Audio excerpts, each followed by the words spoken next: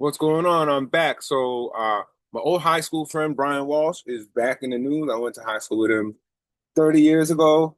So I did a video maybe 2 years ago called "Was Brian Walsh Set Up to Hide His Wife's Spy Ties?" And people asking me, do I still believe he was? And I still do. I know he has pled guilty to disposing of the body, but not killing her. She's just dead and he panicked. I don't believe that at all. I think that plea has been forced on him through MK Ultra tactics, and I'll get into that, and a bad defense attorney who just public defender who replaces very good defense attorney. So let's get into it. Let's share my screen.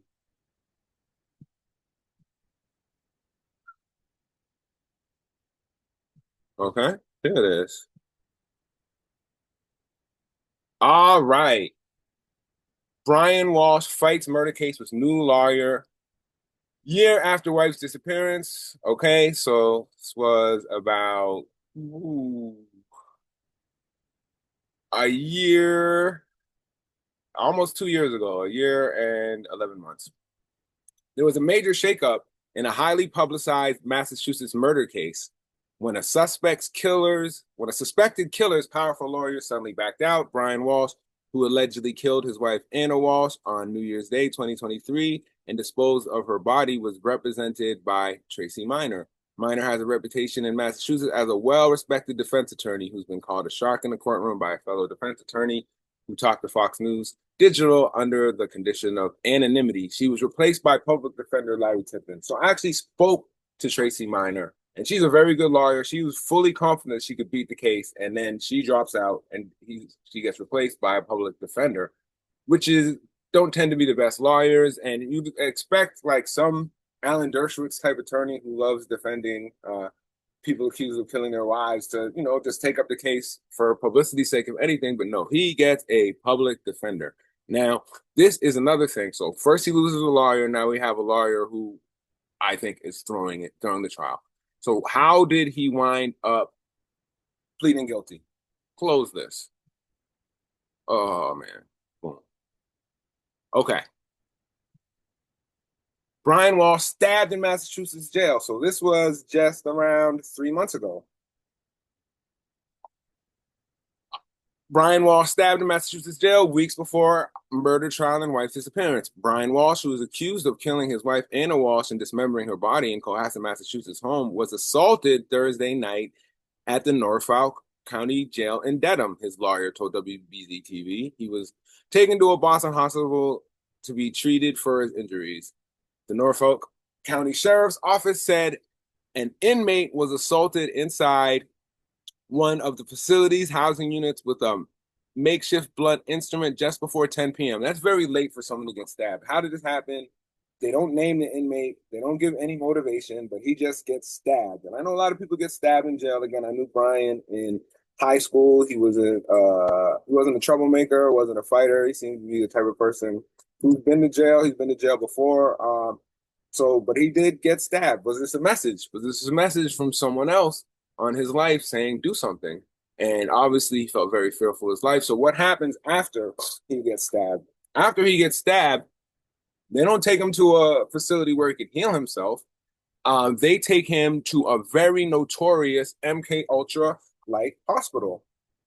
All right, Brian Walsh's mental evaluation extended as murder trial looms. The highly anticipated murder trial of a Massachusetts man accused of murdering his wife, whose body has never been found, has been delayed after the defendant was ordered to be sent to a mental hospital. Not just any mental hospital either. Brian Walsh was scheduled to stand trial this month, so 3 months ago, on charges including first-degree murder and misleading a police investigation. He believed his wife was having an affair. So Judge Diane Frenier ordered Brian transferred from the Norfolk County to Bridgewater State Hospital for a 20-day competency evaluation to determine his competency to stand trial. The facility describes itself as a medium security facility. That's not really what it is. So he gets stabbed on September 11th. I don't know. Terrorism? A completely unprovoked attack. Unprovoked. And the person who did the attack doesn't get sent to the hospital for the criminally insane. Brian does. The victim. After they disoriented and fearful, I could imagine so. very scared after being sent. While meeting with their client to go over discovery ahead of Brian's trial, the attorney said he succumbed to anxiety. So he's dealing with mental issues after being stabbed. Who wouldn't? But that doesn't mean you're criminally insane. You should be sent to a proper hospital, maybe taken away from inmates. But no, they send him to a very bad place. This place is Bridgewater State Hospital. This place is like Shutter Island, MK Ultra. It seems like a place where they would experiment on inmates, treat these inmates very horribly. So let's read about Bridgewater State Hospital. Bridgewater State Hospital, located in southeastern Massachusetts, is a state facility housing the criminally insane and those whose sanity is being evaluated.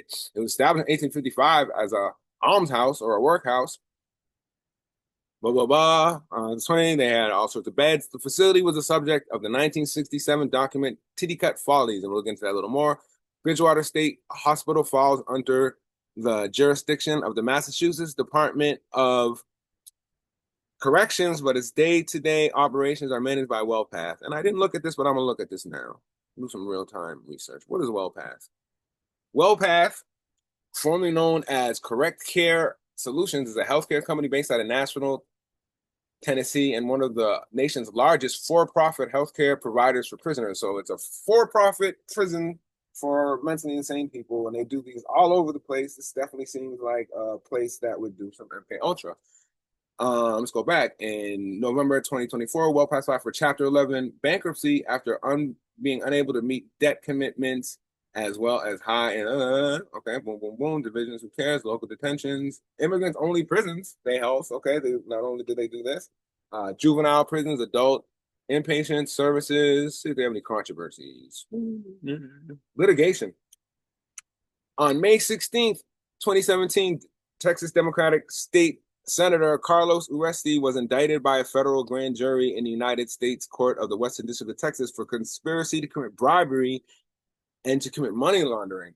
Uresti is alleged to have originally taken money from Physicians Network's Associates, which was awarded a contract for medical services at this geo-operated Reeves. Continued. The indictment claims acting Reeves County Administrator Judge Jimmy Galindo conspired with Uresti with the approval of medical contract through community clinics for kickback. So this is a very common thing we see with these private prisons. You get these corruption because people are making money from prisoners. So people start breaking the law to bring more prisoners in. P&A was subsequently absorbed by the correctional healthcare, blah, blah, blah. All right. So that's it.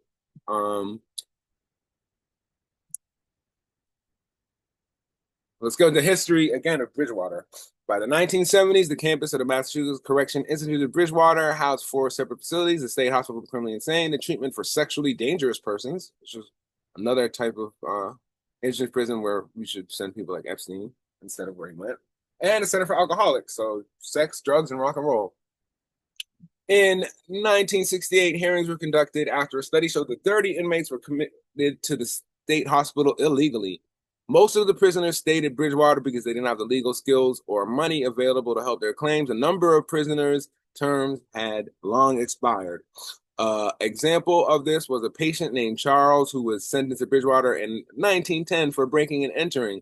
The maximum time for this felony was 2 years, and he still remained in prison after 1967, 57 years. So they keep people 57 years after they're supposed to be there. And I know this is the past, but history repeats itself, okay? That's one thing people should know, is history repeats itself.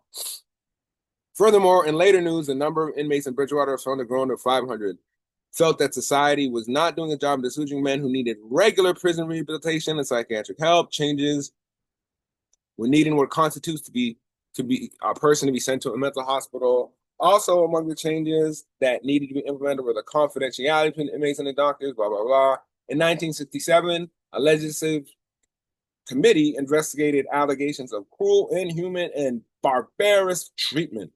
Witnesses were able to describe problems with the water and the sewage systems of insufficient medical, kitchen, and recreational facilities. As a result, in 1972, John Boone, the Massachusetts Commissioner of Corrections, closed the segregation because it required maintenance. Bridgewater's facilities were not suitable for the standard means of health and living. Also, 90-year-old cell blocks did not have any toilets. Boone closed the departmental segregational unit in Bridgewater to hold hearings for the 16 inmates who had been transferred out of Norfolk. Adam DeSalvo, who confessed to being the boxing strangler, was an inmate in Bridgewater in 1967. He briefly escaped and was transferred to the maximum security prison at Walpole. So Adam DeSalvo was one of those serial killers that, you know, was around in the 60s and 70s. And a lot of these serial killers were definitely MK Ultra, would be Charles Manson, Jeffrey Dahmer, all of them, if you trace their history, Whitey Bulger, they had MK Ultra tests on them, and then they became serial killers. I don't believe serial killer like a natural human evolution. I believe that a lot of these serial killers, lone nut people, are the result of MK Ultra like programs. It might not still be MK Ultra; they still have a new name, but the government is still experimenting on mind control, and they are still using mind control patches. It didn't stop. You could go back to Sirhan, the alleged assassination of RFK, who a lot of people allege was MK Ultra. You could go to Mark David Chapman, the alleged assassin of John Lennon. I say alleged, even though they pleaded guilty in court, because they were framed and used MK Ultra type tactics to make them confess, right? So it's very common for like these serial killers, these crazy people, John Wayne Gacy, Jeffrey Dahmer. If you Google any of those people and then Google MK Ultra next to them, any serial killer, and put MK Ultra next to them, there will be credible evidence that this person was at one time experimented on and then becomes a serial killer. At one time at Bridgewater State Hospital, a number of inmates there were there long after their sentences were complete in 1968. 250 cases of forgotten men, so they're just forgetting about people. So they're supposed to care about these mentally insane people, but it just seems to be a place where they can experiment and torture them. Some inmates were at Bridgewater over 25 years. Some inmates were transferred to Bridgewater from other facilities and kept at Bridgewater for much longer than their sentence required. In December 2016, Governor Charlie Baker announced the hospital will be moving from historical prison to water, blah, blah, blah, blah, blah, blah. All right, so this is the documentary that I talked about earlier, Titty Cut Follies, a documentary film that highlights cases of patient mistreatment in Bridgewater in 1967. The film's title is taken directly from a name originally given to an annual talent show performed by the patients. Filmmaker Frederick Wiseman observed the hospital for 29 days, filming the harsh treatment the inmates received from the correctional officers and how doctors were not aware of the proper treatment the inmates needed. The case was apparent with one inmate who was classified as a paranoid schizophrenic. He came to Bridgewater for medical testing, but ended up being a resident there. He received powerful medication, sounds like MK Ultra, that made his mental state worsen as time progressed. He went to a review board to explain that he did not need to be at Bridgewater because the treatment he was receiving was not proper for his well-being. His complaints were disregarded, and the board suggested stronger doses of tranquilizers. Again, MK Ultra. Throughout the film, the viewer can see the mistreatment inmates received from the guards and staff. In one instance, the guards were harassing an inmate because the cell was not clean. He was obviously mentally ill and frustrated by the repeated questions. The guards asked him to cell. He could not do much. Furthermore, one inmate was not eating, so he was force-fed by one of the doctors of the facilities. While force-feeding with the tube, the doctor smokes a cigarette, and the ashes mixed with the water and the liquids he is giving to the inmate. The documentary then flashed to the death of the same inmate. So the inmate was killed with cigarette ash poisoning. Very interesting. In addition, when the inmates were in their cells, they did not have any clothing. So, all right, that seems pretty Abu Ghraib-ish. Keeping these naked prisoners. Massachusetts attempted to block the release of the film. They didn't want people to know about this MK Ultra Shutter Island Hospital facility they were running. Okay, so a couple of officers got killed there. So here's some controversies. A major reform initiative by Massachusetts Governor Charlie Baker replaced management of 4/5 of the staff and gave them a significant amount of turnaround funding, removed uniform guards, and closed the intensive unit where forced restraints and solitary confinement was used. All right, so there, solitary confinement, forced restraints, blah, blah, blah. In 2014, a civil lawsuit was settled out of court regarding a patient's declining health from abuse, namely being excessively restrained and secluded. The particular patient had spent over 6,000 hours in isolation. So that's 24. That's almost like a year in isolation. Sorry about my math. In 2014, Massachusetts Governor Deval Patrick formally reprimanded administration officials regarding their attempts to cover up procedural mishaps, including the use of forced restraint that precipitated the death of a patient in 2009. Then Superintendent Karen Bergeron was exposed in internal emails as having attempted to cover up reports of the murdered patient's death after it was ruled a homicide. In 2014, the Boston Globe published an expose on how the use of forced restraints in which patients are bound to a table by hands and legs. So, okay. That's interesting. That sounds torture. That sounds like it's breaking the Geneva Convention. Peace out, helicopter. All right. The Department of Corrections' own Internal Affairs Unit had formally found that 2011 facility officers Howard and Raposo had violated a procedural policy that states that guards should never put pressure on a restrained inmate's back. Again, surveillance video revealed that the two guards pushed down and handcuffed patient's back with force, forcing his chest to his knees, a maneuver sometimes called suitcasing.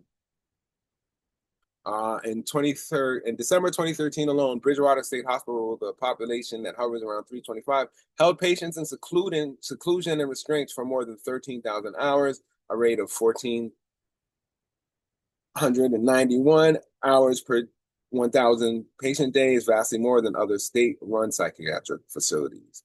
5 Department of Mental Health facilities with about 626 inpatient beds, patient seclusion restraints for a total of 135 days and lots of months, 700, so a lot less.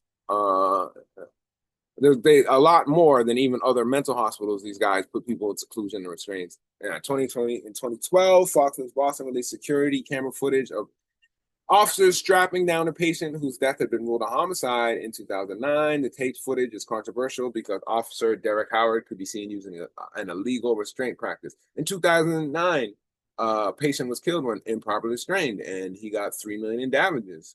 And Governor Deval Patrick called for an investigation to Bridgewater. George A. Bellado, a police sergeant at the facility, was the subject of formal complaint that he accused him of making a racial slur. So not only are they torturing people, they're calling them the N words or the S words or the K, or they're using racial slurs, which is horrible on top of all the torture MK Ultra stuff they're doing. Okay, a patient committed suicide by hanging himself in the showers on a 30-day evaluation.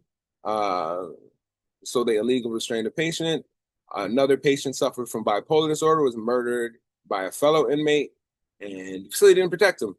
In 1999, Massachusetts Correctional Legal Services won a successful lawsuit against Bridgewater for an officer throwing acid in the patient's face. I don't even know if they did that at MK Ultra. At MK Ultra, they had the inmates take acid. They didn't throw acid in their face. So this is new levels of MK Ultra, crazy Shutter Island behavior. 1989, ABC News broadcast a TV special outlining the mistreatment of patients at Bridgewater State Hospital. And after 8 patient deaths in a year in 87, the New York Times posted that story. So Brian is sent to this horrible hospital, which very much reeks of MK Ultra practices on people with mental problems. And then he changes his plea to a very ridiculous plea. He says that he disposed of the body. He didn't kill her. She just died, and he panicked, and he said, oh, man, people might think I killed her. Might as well just chop her up to not leave any question and do it while I raise my 3 kids and find a way to become a genius by Google searches and become Dexter and totally clean the crime scene so no one can find any DNA, no one can find any of her remains. Even though, even the mob can't, hide people like that. This Brian Walshe makes a person disappear. Poof, in there. Okay.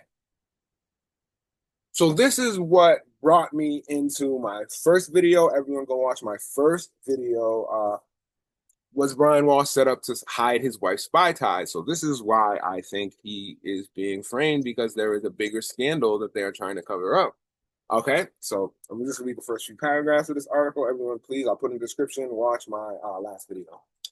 Missing Massachusetts mom Ana Walshe managed a luxury Washington, D.C. apartment building infiltrated by phony federal agents, and residents say she was hiding information about the bizarre episode. Members of the tenant association in the Crossing building, which houses journalists and government workers, very good people to spy on, in the upstart Navy Yard, near the Capitol say that they fear Arian Tahirzadeh and Haider Ali will avoid a full public airing of their actions, and that Walsh's employer, Tishman Speyer, is withholding scandalous details. So Tishman Speyer is a very interesting company. Its CEO, who is the son of the founder, Rob Speyer, is very close with MBS, the Prince of Saudi Arabia, who's also close to Jeffrey Epstein. He's also very close to Sam Altman, the kind of government open AI stooge who's getting all these government AI contracts. Walsh, 39, was described to the Post as being very forceful and shady. So she's being very shady and forceful in handling the aftermath. Why? Is she trying to cover up the scandal? Maybe. Even claiming to tenants on one occasion that she wasn't Ana Walshe. Did she have a separate identity? Was she hiding as someone? Why is she lying about who she is? People know who she is. All right. In an apparent effort to duck their questions following the April 6th raid that busted Ali and Tahirzadeh. So this was around 8 months before she went missing. Tahirzadeh pleaded guilty in August to crimes including conspiracy. They are conspiring to kind of entrap these Secret Service members, unlawful possession of a large capacity ammunition feeding device, and voyeurism. So the voyeurism was they had cameras everywhere and they were making sex tapes. Also, bank fraud. The bank fraud was they were ripping off Tishman Speyer, this multi-million-dollar company, which, you know, so they got him for like $700,000 worth of free rent while they were spying their way to making friends in the Secret Service. Tahirzadeh does not have a sentence date. So I covered that in my first video, so I want to follow up on what happened to Arian Tahirzadeh and Haider Ali. So here is Tahirzadeh. Man accused of impersonating a federal agent is sentenced to nearly 3 years in prison. That's a very light sentence for being a possible spy. And these guys had bulletproof vests, all sorts of illegal weapons, drones. They had machines that they could make fake IDs with. So this is a very sophisticated spy ring. And he is only sentenced to 2.5 years in prison. Very short sentence. A Washington, D.C. man accused of impersonating a federal law enforcement officer was sentenced Friday to nearly 3 years in prison. Arian Tahirzadeh was sentenced by U.S. District Judge Colleen Kolar-Cotelli to 33 months in prison, followed by 36 months of supervised release. He was also ordered to pay $706,218 in restitution, the Justice Department said. So he was staying at Tishman Speyer, where Ana Walshe was managing, and he had like 4 apartments, and he wasn't paying rent on any of these apartments. And Ana Walshe didn't notice that $700,000 was missing from rent, and he's staying there. Okay. The plea came months after Tahirzadeh and co-defendant Haider Ali were arrested and charged with impersonating Department of Homeland Security agents. Ali, who also pleaded guilty, was sentenced to more than 5 years in prison. Okay, so let's go over. Here is the official U.S. Attorney's report. Arian Tahirzadeh was sentenced today to 33 months in prison for pretending to be a federal law enforcement officer to curry favor with members of the U.S. Secret Service. Why does he want to curry favors with members of the Secret Service? What does he want to know? These are the people assigned to protect our presidents, our first ladies, high-profile people in government. The announcement was made by U.S. Attorney Matthew M. Graves, acting special agent in charge David Geist at FBI's Field Office Criminal Division. Okay, all these people. And so they leased several luxury apartments and didn't pay rent. And again, Ana Walshe would be the person they would probably have to pay rent to. She would be the person who oversees the rent. And she does not know that these people aren't paying rent, and they were doing all sorts of wild stuff. According to court documents, Tahirzadeh and co-conspirator Haider Ali of Springfield, VA operated a business called United States Special Police, LLC, which is a fake unit, which is described as a private law enforcement investigative and protective service of D.C. The 2 men represent themselves to law enforcement as investigators or special agents and claim that their unit was part of a Department of Homeland Security. The company was not associated in any way with the U.S. government and had never done business with federal or D.C. governments. As the scheme unfolded, Tahirzadeh falsely claimed at various times to be, among other things, a special agent with the DHS, a member of a multi-jurisdictional task force, a former U.S. Air Marshal and former U.S. Rangers. He used these false claims to recruit others. So they were recruiting other people into their fake organization, the fake government organization.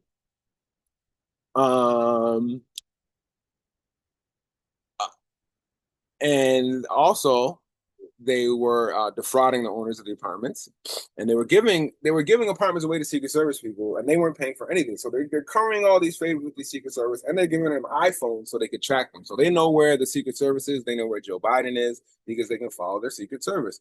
Very scary if you are scared of espionage. But who are they spying for is the big question. Who were they spying for? It seems like there's a big cover up, and people are acting like they are just impersonating law enforcement officers for fun, when it's quite obvious to anyone who studied espionage that these people were working for a foreign government. What foreign government were they working for? Aaron Tahirzadeh is Iranian. I don't think he was working for Iran. If he was working for Iran, I think he would have gotten a lot more than 3.5 years in prison. So what happened to his partner, Haider Ali? Blind to you, haters. Virginia man sentenced to federal prison for conspiring to impersonate federal law enforcement officer. Washington, Haider Ali, 36, of Springfield, Virginia, was sentenced to 68 months in prison, so not quite 6 years, for his role in a fraud conspiracy that included bank fraud and the impersonation of federal law enforcement in a scheme that bilked more than $750,000 from victims. There were not victims. There was one victim, Tishman Fire, and they seemed to be totally okay with it. They were totally cool with giving this guy $750,000 to run his fake government organization. Was Ana Walshe involved? It's really interesting. Go watch my previous video. But initially, when they made the arrest, right, they also arrested a Russian woman. What happened to this Russian woman? No one knows. But watch my first video. I'm going to put it in the description. According to court documents, Ali and his co-conspirator, Aaron Tahirzadeh, impersonated federal officers, used fake identification to rent luxury apartments and cheat owners out of rent, and to ingratiate themselves with legitimate members of law enforcement.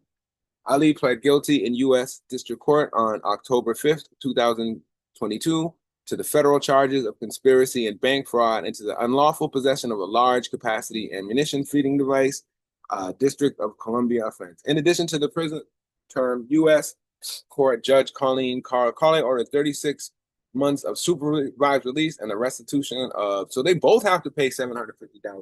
That's crazy. I think they split it in half. Deceptions like this do grave damage to the actual agents and officers who are on the street dealing with public whose trust is critical for their safety and success. Fortunately, our law enforcement partners moved quickly to stop the defendant, expose his scam, and uncover his $1 million bank fraud, blah, blah, blah. So they're getting these guys for everything but the obvious charge, which would be espionage. Now, what happened to the Secret Service agents? What happened to these defrauded guys? Ooh, 4 Secret Service agents were disciplined after getting snookered by imposter federal cops. In 2022, 2 DC men were arrested in an elaborate plot to impersonate federal officers. The imposters bamboozled and lavished gifts on 4 Secret Service agents. Here is an update on those 4 agents, 2 of whom still in the Secret Service. So these guys got fooled by sophisticated people, and you think this would be a major lasting judgment, but 2 of them kept their job, and I think 1 resigned. It was a crazy story. A pair of imposters spent 2 years convincingly cosplaying as federal cops, posing for pictures and tactical gear, stockpiling weapons and ammo, and tooling around Washington, D.C. and matching black SUVs with flashing emergency lights. So these guys were, they convinced a lot of people they were feds. Now, this is not anything like a regular person can do. This is a thing someone has to have a lot of knowledge, a lot of training, and some type of backing to do. Alarmingly, prosecutors also alleged the 2 men's lavish gifts of luxury apartments, a flat screen TV, and iPhones on 4 utterly snookered Secret Service agents, at one point offering a $2,000 assault rifle to one assigned to protect First Lady Joe Biden. So, excuse me. Arrested 2 years ago, both imposters have pleaded guilty to weapons charges and impersonating federal law enforcement. One, Haider Ali, is serving a 5-year sentence. Other, Arian Eugene Tahirzadeh, the plot's mastermind. So the mastermind is doing less time than the accomplice. That is weird. Will soon start his nearly 3-year sentence, his lawyer told Business Insider. But what happened to the 4 Secret Service agents they bamboozled, led astray, cast aside? We didn't land at the Crossing housing complex. The housing complex landed on us. All 4 were immediately placed on administrative leave when the arrest broke and have all undergone some form of discipline. Some form of discipline. Might have been put in timeout for 5 minutes. Might have had their softball privileges revoked. I don't know how they were disciplined. They weren't fired. Maybe they were put on paid leave. One agent's employment was terminated, so one of them got fired, said its spokesman Donald J. Mihalak, executive vice president of the Federal Law Enforcement Officers Association Foundation. Another agent resigned, but the other 2 are still working after discipline. None of the 4 agents face criminal charges. Okay, so here's a little more insight into this this luxury apartment complex that Ana Walshe was managing and missing $700,000 in rent that she just didn't know this wasn't coming in for a multinational, billion-dollar company where she's making $300,000 a year. Inside the Navy Yard's suspects' wild apartment buildings, fratty parties, secret government jobs, and alleged corno shoot. Okay, wow, very Epstein, very Epstein. In the fall of 2021, a resident of the Navy Yard building Crossing, D.C., attended a party at the apartment of her neighbor, a man by the name of Ari, who she knew through friends. That first time I ever went to his apartment, it was so strange to me, she recalls, because he had a huge 3-bedroom apartment with no furniture. And I was just like, why would you do this as a single guy? She said Ari claimed that the government was footing the bill. The government, okay? Which seemed plausible because most people in the building work for the government. Later that night, this resident, who asked to be called Michaela, was sitting on Ari's couch when her friend ventured into one of the apartment's back rooms. My friend comes out wearing, I think, a gas mask and a bulletproof vest. So they have gas mask and bulletproof vest. He described the room as a bedroom full of guns and military equipment. So this apartment where Ana Walshe was managing had a bedroom that was filled with guns and military equipment. According to prosecutors, a weapons cache was later found in the apartment. So they had a whole cache of weapons in D.C., and they only do 3 and 5 years despite all their other criminal offenses. In retrospect, Michaela sees that there are things that were weird, like the free 3-bedroom apartment and a bedroom full of guns when you live in downtown DC. But I just thought it was something I didn't understand because I don't work for the government. Maybe you're not a spy. Ari turns out to be Aryan Tahirzadeh, one of the 2 men arrested on Wednesday for allegedly impersonating federal agents. Not alleged anymore. The other is his associate, Haider Ali, also a resident of Crossing. FBI affidavit alleges they've been pretending to be Department of Homeland Security officials since February 2020, a ruse that helped them get close to members of federal law enforcement and the defense community. So these are legitimate targets of espionage, but who are they spying for? We don't know. They were both convicted. They didn't give up anyone else. There were no co-conspirators who backed them in their espionage. They were not charged with espionage, which they should have been. Okay. To woo these security-minded professionals, the FBI claims that Tahirzadeh and Ali dangled an irresistible DC prize, rent-free luxury apartments at the Crossing. I don't know. I would like to get that hustle and get a rent-free luxury apartment. I don't know how these guys, did they con Ana Walshe or was she in on the con? New construction complex with amenities like a yoga room, an infinity pool, a cold water plunge, and a sauna. Per the affidavit, Tahirzadeh told one Secret Service agent it was fine to crash there without paying because DHS gives Tahirzadeh extra rooms as part of his operations. William Tafaro, a federal employee who lived in the Crossing since August, describes the building as the kind of place you don't ask too many questions, blah, blah, blah. Oh, this girl's like a Secret Service agent. Okay. While their profuse occupations didn't stick out, Tahirzadeh and Ali did seem to have an unusual amount of power at the Crossing. One resident who asked to stay anonymous was accidentally locked out of her apartment one night, so she went down to the concierge desk to ask to be let in. She says Hyder Ali was there chatting to the concierge. After she explained the situation, she recalls that Ali proceeded to write down a code for me out of nowhere and said it was the master code for the whole building. So these guys have the master code for the whole building. They can go into any room they want, which uses an electronic system to access apartments. When asked how he happened to have such a code, he says he claimed to be part of the secret police and showed her a badge. So he's a secret police person who has the master codes and can get into anyone's room. And there were cameras all over and people recorded having sex. The code apparently worked. She said she got right into the apartment. At the time, I thought it was fully legitimate, like he sold it well. She didn't reconsider until talking it over with her roommate, which led her to wonder if he's part of a secret police, why would he just whip out a badge and show it? Very good question.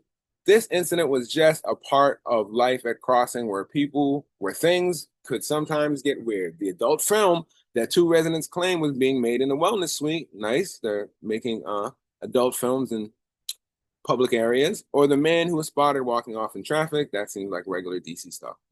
Now, after the FBI and some residents have different concerns, particularly given the allegations revealed in the affidavit that the suspects may have been surveilling them. So they were being surveilled.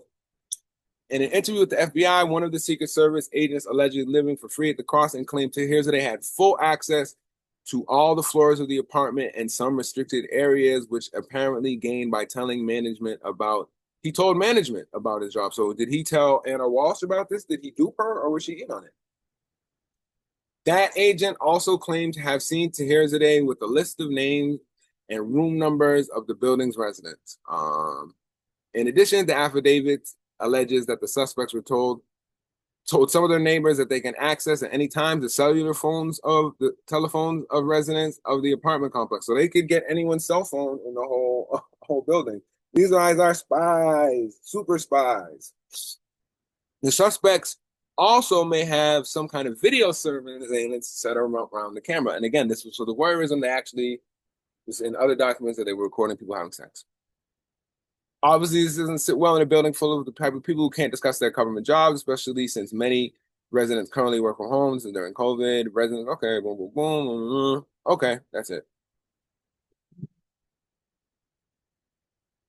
All right, so I have been watching the trial. I know we took a long while to get to the trial part, but that is why I think that Brian Walshe is being forced to take this plea. I think between him being stabbed in jail and him going to an MK Ultra Shutter Island crazy hospital, that is what forced him to admit to disposing of his wife's body. I still don't think she's even dead. I think she's a spy. I think she left the country after her operation was caught. And I think, if they really had a trial or did a real investigation, they would have seen that Ana Walshe was involved with Hyder Ali and Arian today. So, getting to the trial. So they covered a lot of text messages. One thing when they're interviewing the state troopers about the notorious iPad Google searches. So the reason this case is such like a media sensation is that Brian Walshe is the world's dumbest criminal because he Googled like how to dispose of a dead body and all these like really grotesque things that if anyone knows anything about digital forensics, you know that these will be recorded and can be used against you in a court of law. So he did all these crazy searches and they claimed were on his son's iPad.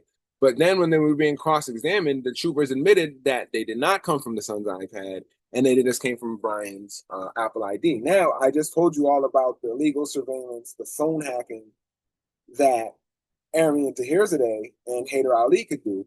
So if anyone wanted to frame someone by putting Google searches on their phone, it would be people like Hyder Ali or Arian Tahirzadeh. Now, they were in jail at the time, but 100% they were part of a network of spies, not just them. They had handlers, okay?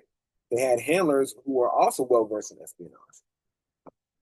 So there were two troopers who were involved in investigating Brian Walshe's phone, his iPad, and they are Nicholas Guarino and Michael Proctor.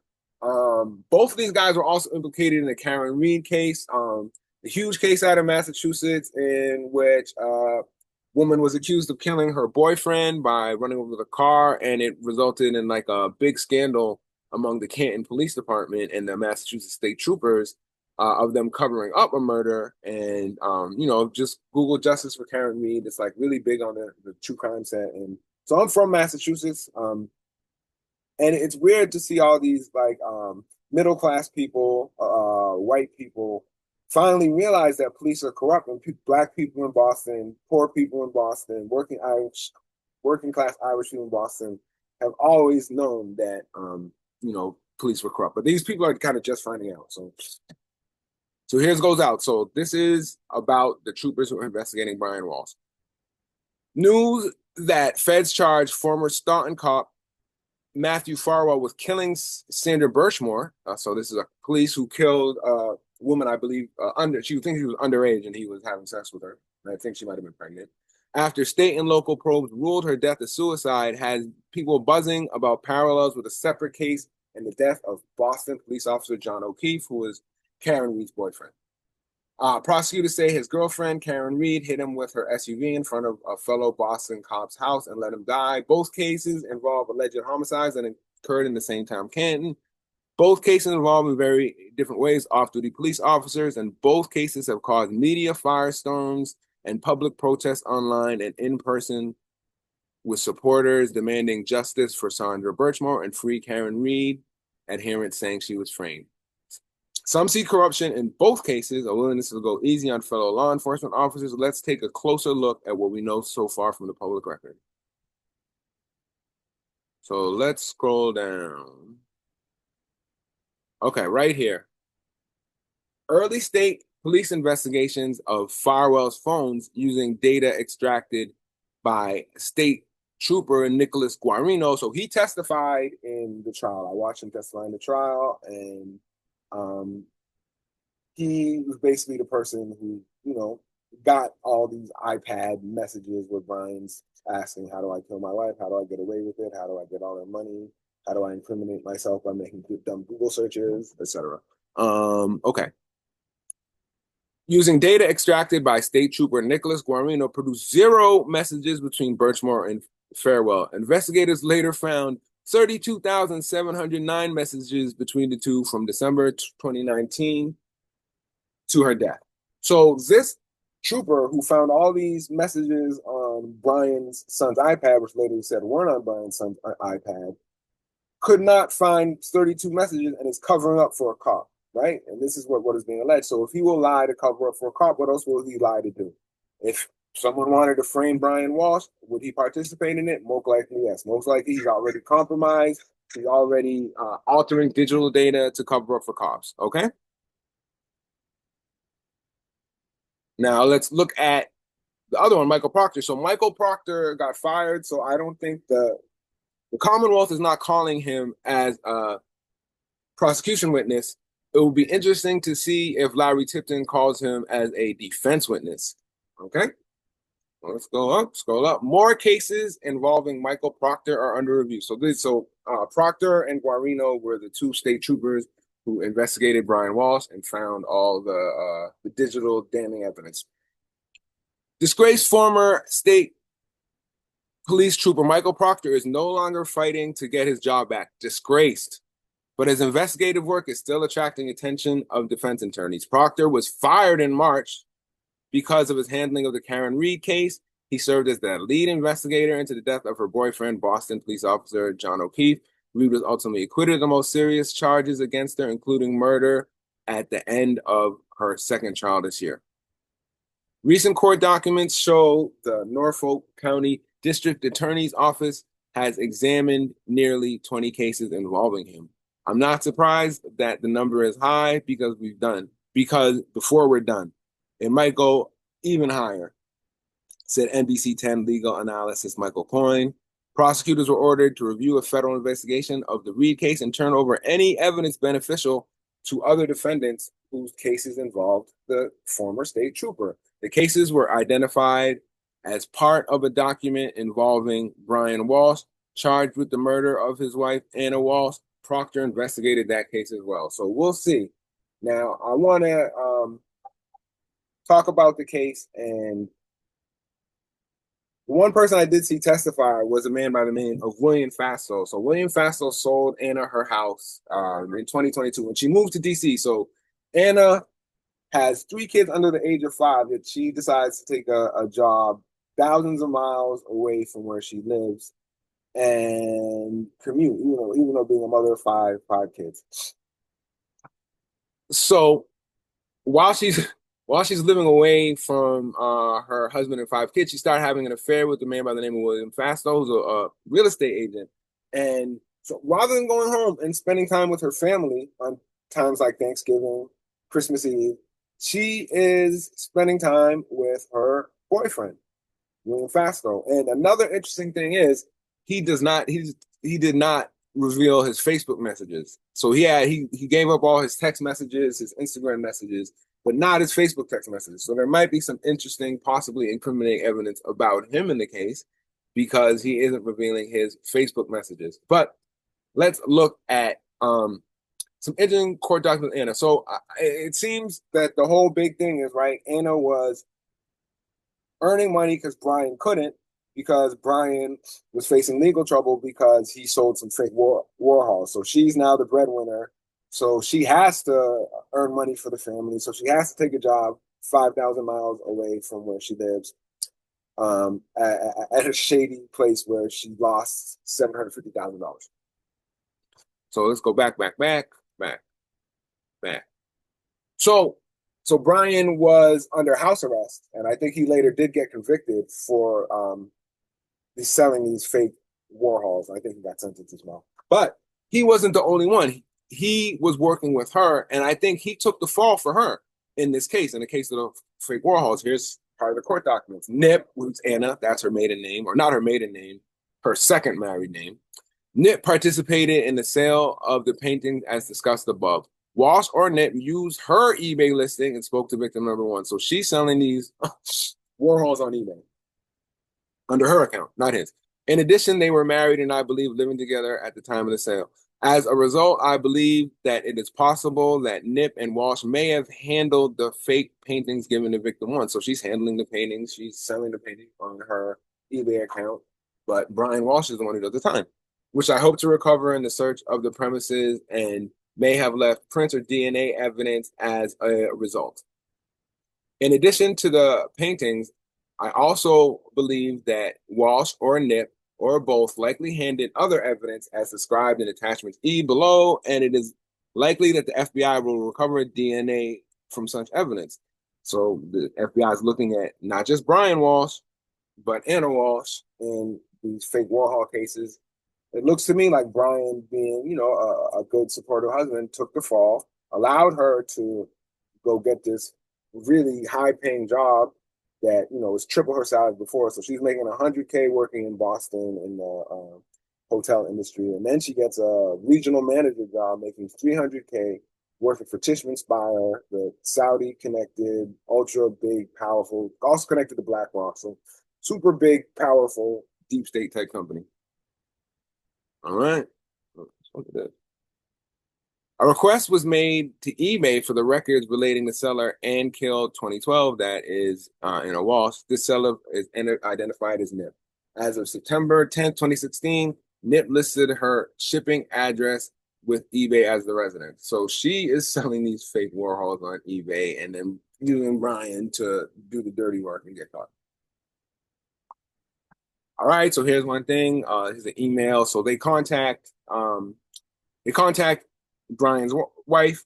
He then contacts them to sell them. So they both should have been charged with it, but Brian took it. Now, here's an interesting thing. I don't want to drag too much on Brian's family, but this is interesting to me. So here's Anna Walsh, right? Right here. And we have one kid, dark black hair, another kid, dark black hair, and another kid with blonde hair. Now, Anna Walsh is not a blonde. She is a bleached blonde. Her natural hair, if you look at the roots, are brown. Brian has very dark brown hair, so neither of the parents have blonde hair. But one of the kids has bright blonde hair. So I don't know if the Fastow was the first affair. I think Anna Walsh is a pretty shady person. I don't think she's dead. I think that maybe even Brian admitting that she's dead, he's helping her cover up and help her get away. Maybe she's still in touch. But I definitely do think it's the MK Ultra thing. And so yeah, so I watched the first week of the trial.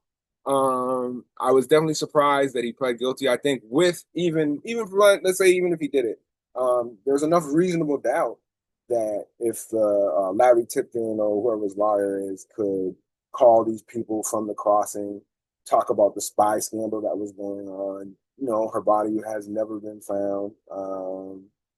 So I think there's enough information about. And then you have these corrupt police officers who are providing all the evidence. So yeah, I still don't think Brian Walsh did it. I do think him getting stabbed and him going to the Shutter Island Bridgewater State Hospital MK Ultra facility was definitely part of him making that plea. And I'm looking forward to the rest of the trial. We'll see who Larry Tipton calls. And yeah, peace out. Free Brian Walsh.